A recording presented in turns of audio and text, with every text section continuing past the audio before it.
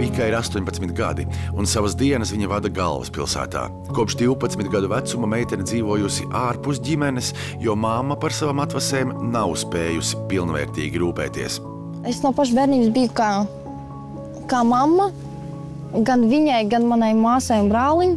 Tā kā viņa ir invaliditātes grupa, un viņa nevarēja vienkārši parūpēties par mums, un tāpēc mums arī atņēma. Brālis un māsa nokļuva audžu ģimenē, tikmēr Vika palika bērnu namā un regulāri pavadīja laiku apšaubāmās kompānijās. Skola tā arī palika nepabeigta. Esmu izmācījusies tikai 6 klases.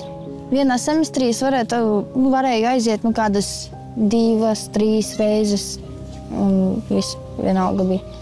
Izglītības trūkuma dēļ sev tīkamu darbu meitene atrast nespēja, tāpēc pagaidām dzīvo uz draudzenes Iļjanas rēķina.